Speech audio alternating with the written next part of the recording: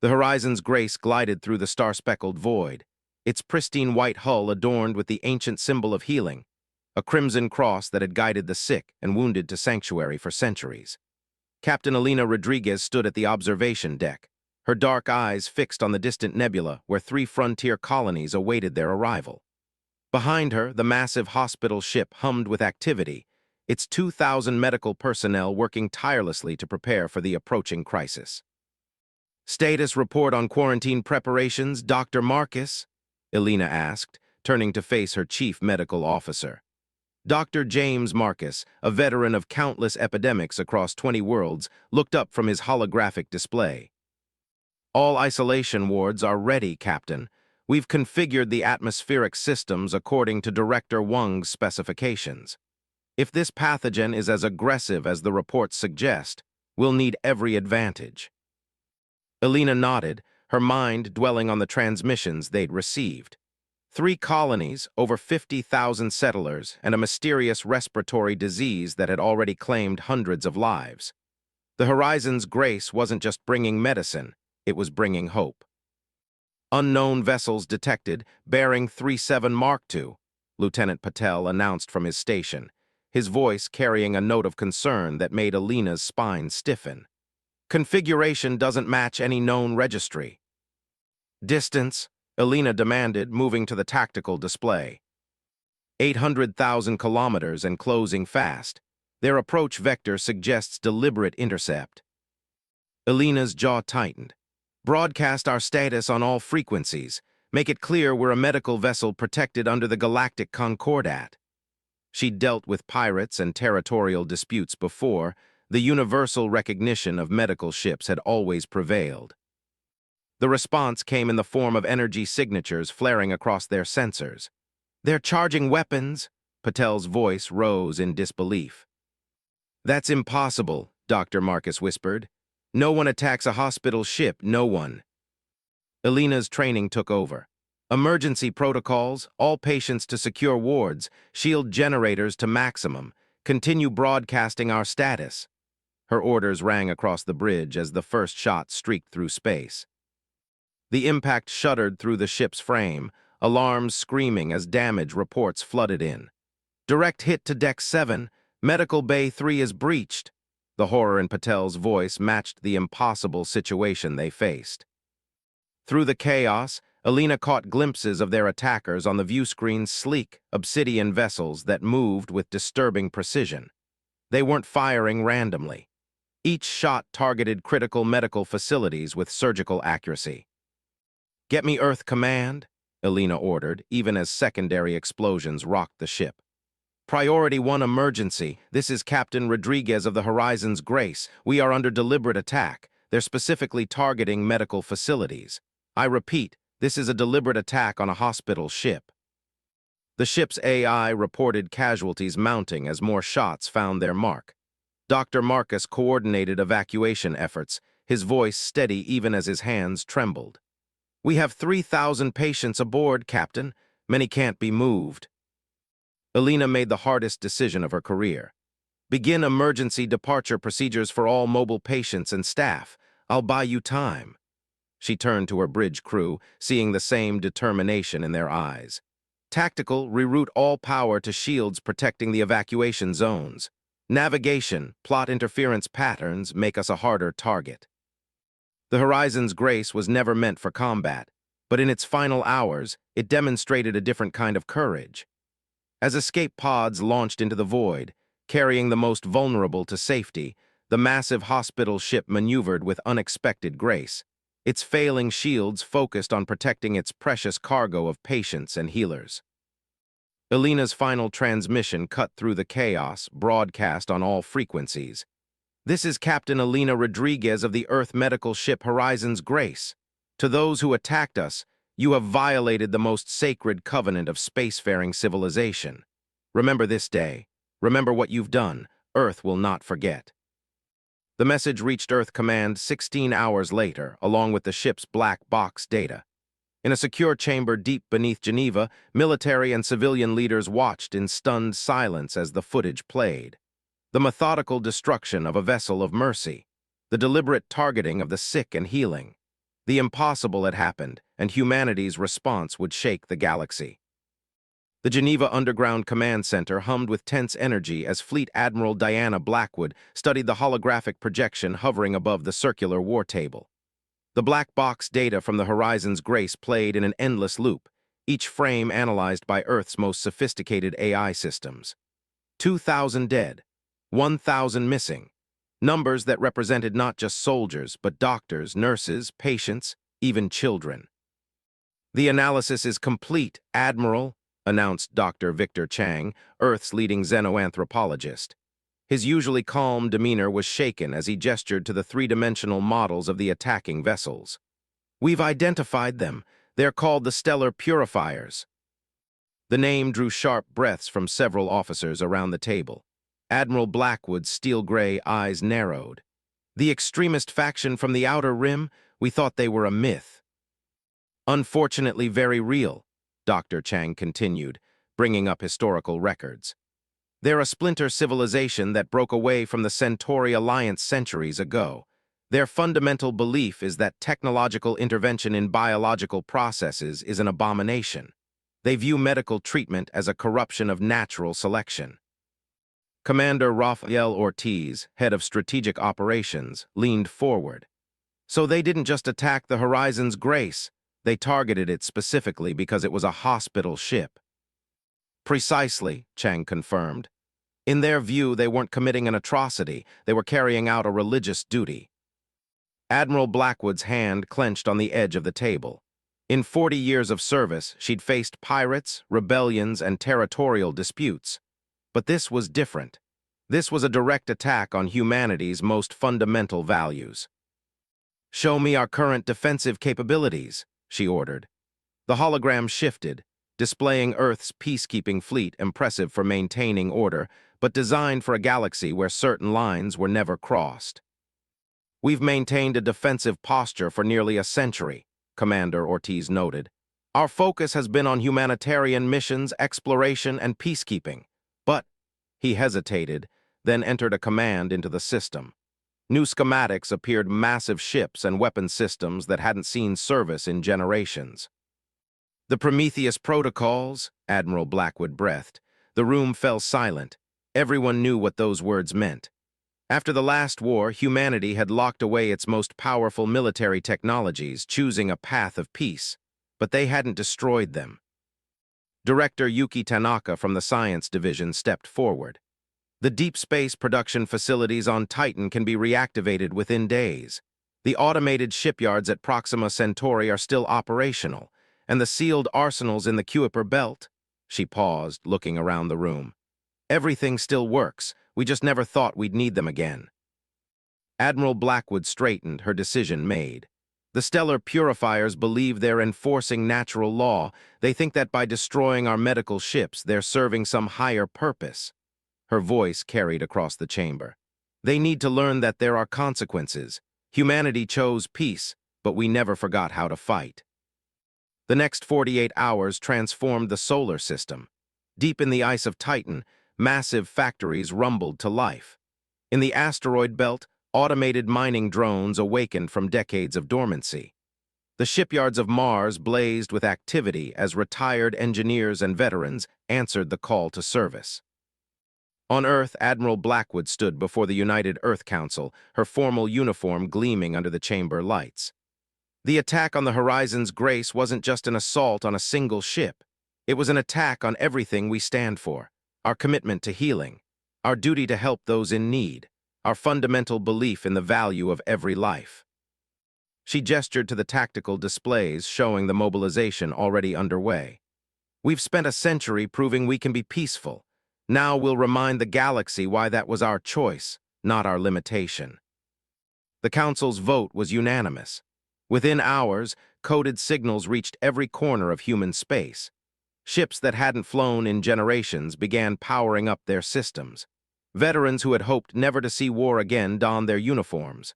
The massive defensive platforms orbiting Earth's major cities shifted from standby to active status. In her private office, Admiral Blackwood reviewed the initial deployment plans with Commander Ortiz. "The Stellar Purifiers believe they're enforcing the law of nature," she said quietly. They're about to learn about another natural law, action and reaction. For every force. She looked up at the stars visible through her window, where the first ships of humanity's reawakened fleet were already gathering. There's an equal and opposite reaction, Ortiz finished, and they have no idea what they've awakened. In the depths of space, the stellar purifiers continued their crusade, unaware that their attack on a hospital ship had set in motion events that would reshape the galaxy. They had violated humanity's most sacred principle, believing they were the stronger force. They were about to learn just how wrong they were. The Titan shipyards blazed with activity against Saturn's ethereal backdrop. Engineering director Mei Zhang watched through reinforced windows as massive robotic assemblers constructed warships at a pace that would have seemed impossible weeks ago. Each vessel represented decades of stored technological advancement, designs that had been refined but never built during the long peace. The Hyperion-class destroyer is ready for systems check, her assistant reported, handing her a datapad. May studied the sleek Predator taking shape in Bay 7. Unlike the utilitarian peacekeeping vessels of recent decades, these ships were built for a single purpose, to remind the galaxy why humanity's peace had been a choice. "Begin power-up sequence," she ordered, "and get me a direct line to Fleet Command." Deep within Mars's Olympus Mons facility, retired General Marcus Davidson supervised the reactivation of weapon systems that hadn't seen use in nearly a century. His weathered hands moved across holographic controls with practiced ease, muscle memory from a past he'd hoped to leave behind. "Targeting systems at 98% efficiency," reported Lieutenant Olivia Chen. "The neural interfaces are adapting to modern protocols faster than expected." Davidson nodded grimly. "They were designed to evolve. We just never thought we'd need them again." He paused, watching as another bank of systems came online. "What's the status of the Aegis defense grid?" "The orbital platforms around all major colonies are operational," Chen confirmed. "The automated response systems are being updated with stellar purifier ship signatures. No one else will suffer the same fate as the Horizon's Grace." In the depths of the Kuiper Belt, Commander Ortiz personally oversaw the awakening of humanity's most closely guarded military secret, the Nemesis Array. Ancient power cores hummed to life as massive structures emerged from their icy tombs. These weren't simple weapons. They were the pinnacle of human military engineering, designed to end wars before they began. "Power readings are off the scale," his technical chief reported with a mix of awe and apprehension. "The containment fields are holding, but these energy signatures, the purifiers won't know what hit them." "That's the point," Ortiz replied quietly. "They judged us by our hospital ships, by our mercy. They're about to learn about our other capabilities." Admiral Blackwood's hologram appeared in command centers across the solar system, coordinating the massive mobilization. "The first wave will launch in 36 hours, she announced to her gathered commanders. "I want every ship crew drilled in the new protocols. The purifiers have never faced unified human resistance. That ends now." On Luna Base, Dr. Chang worked with military strategists to understand their enemy. "The purifiers' philosophy makes them predictable," he explained, pointing to behavioral models. "They'll expect us to respond with our peacekeeping fleet, a measured, defensive action. They don't understand that they've crossed a line that will bring a very different response." The strategic AI projected likely battle scenarios, each showing the same outcome. The purifiers' technical advancement was impressive, but they had evolved their technology along a single path, focused on their zealous mission. Humanity's sealed arsenals represented multiple technological paths, developments that had been hidden away but never stopped evolving. In Earth orbit, the first ships of the reactivated fleet gathered. They bore names that echoed military history: retribution, judgment, sovereign's wrath. But among them, taking position at the heart of the formation, was a vessel that carried a different message. The hospital ship Hope's Return, larger and more advanced than the Horizon's Grace, but now surrounded by the most formidable warships humanity had ever built. Admiral Blackwood stood on its bridge, addressing the combined fleet. "We're sending 2 messages today," she declared. To those who need healing, we will always answer the call, and to those who would stop us. She paused, looking at the assembled warships. They're about to learn why humanity's commitment to peace was always a choice, not a limitation. The fleet commanders received their final orders. Across the solar system, humanity's full military potential emerged from its long slumber. The stellar purifiers had attacked a hospital ship, believing they were enforcing their view of natural law.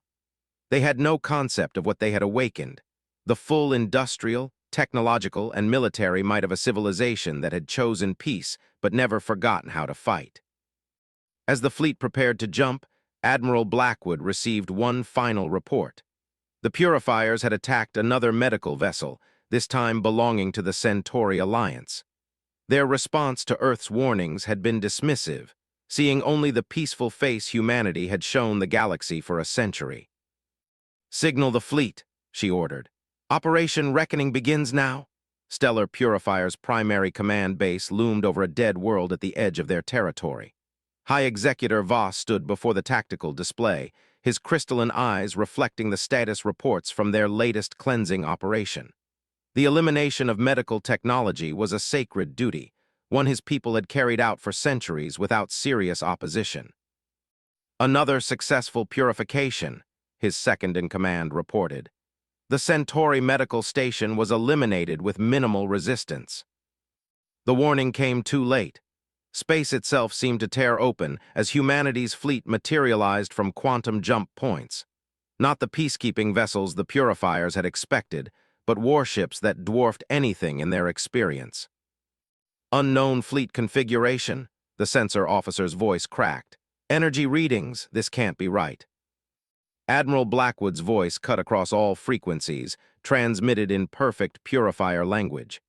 "This is Earth Fleet Command. You attacked our hospital ships, you murdered healers and patients. Now you face the consequences." The Retribution, flagship of humanity's restored fleet, led the assault. Its metamaterial hull absorbed the Purifier's initial barrage like rain against steel. The response was devastating. Weapons that had evolved in secret for a century found their marks with surgical precision. "Multiple direct hits," reported Captain Nathaniel Reed from the Retribution's bridge. "Their shield technology is adapting, but not fast enough." Admiral Blackwood nodded grimly. "Launch the Nemesis probes. Let's show them what happens when you force humanity to bare its teeth." The probes, products of Earth's most advanced weapons research, deployed in an elegant dance. They didn't target the Purifier ships directly. Instead, they began altering the very fabric of space around them, creating micro-singularities that disrupted their advanced propulsion systems. High Executor Voss watched in horror as his fleet's supposed technological superiority crumbled. "Impossible," he whispered. "They were peaceful. They focused on healing, on mercy." "That was our choice," Blackwood's voice responded, having intercepted his internal communications. "A choice you made us reconsider."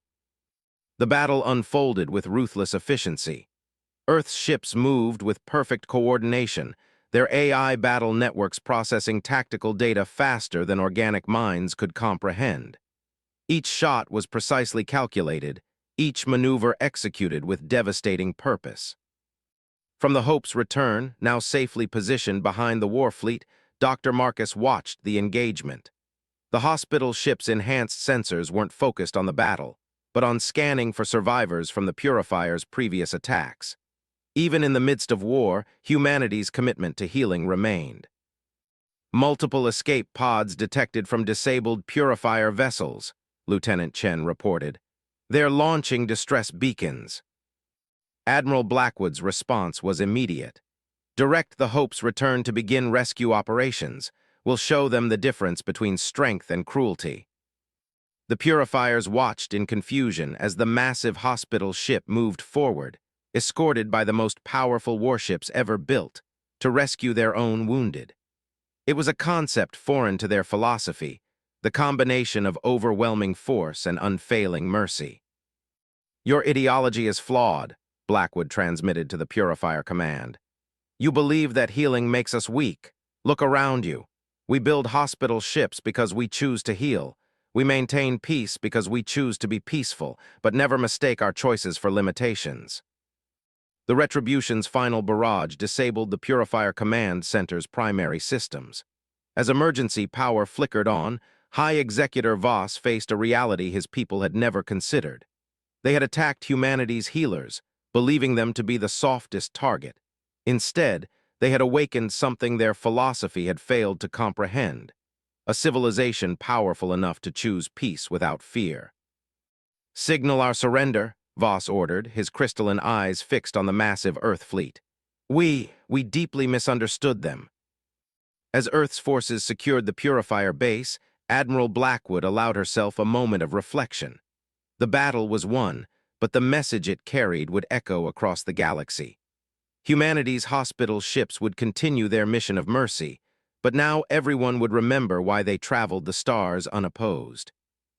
The Hope's return moved among the debris field, its medical teams treating wounded from both sides without distinction. It was the ultimate demonstration of humanity's true power, the strength to devastate combined with the choice to heal. 1 month after the battle at the Purifier Command Base, representatives from across the galaxy gathered aboard the Hope's return. The hospital ship's largest conference chamber, typically used for medical symposiums, now hosted a different kind of healing: the mending of relations between civilizations. High Executor Voss, now speaking as the reformed leader of his people, stood before the assembled delegates.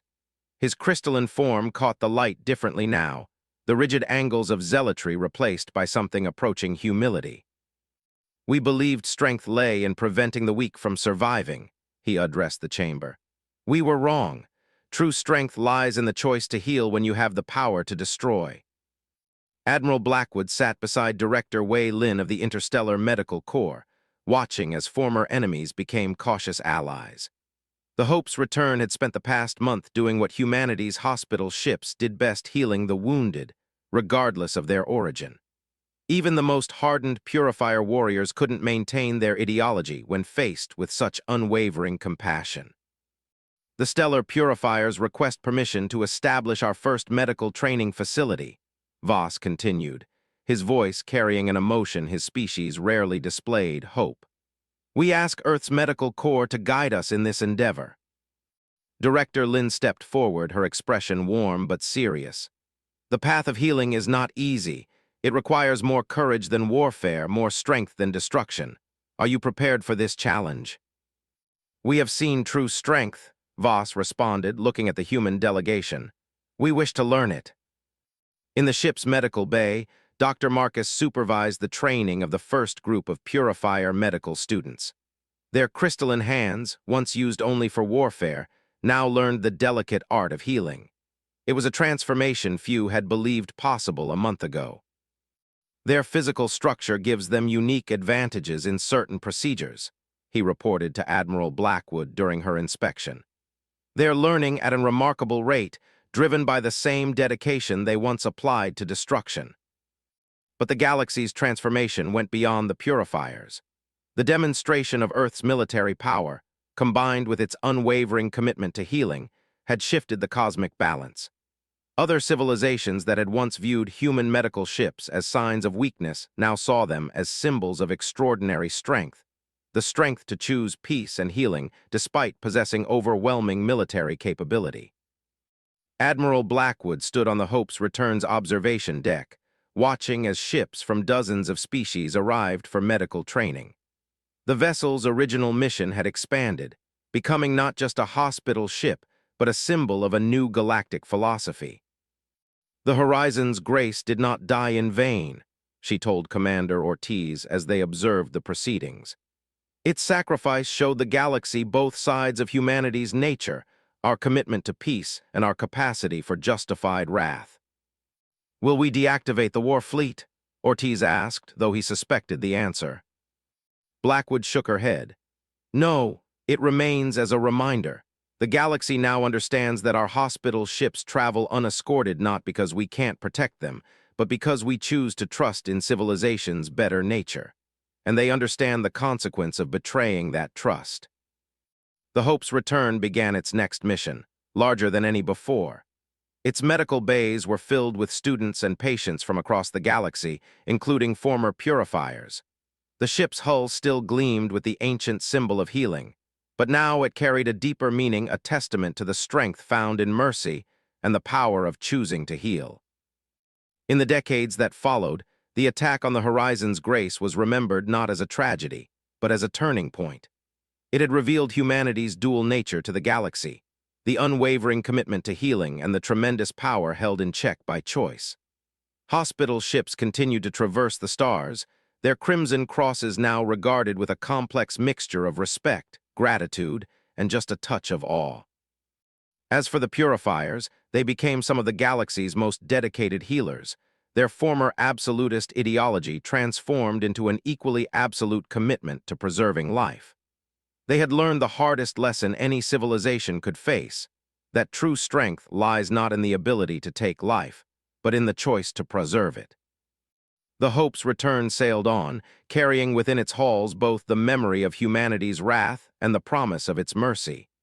It was a living testament to the truth that had reshaped the galaxy. Peace is not the absence of strength, but its ultimate expression.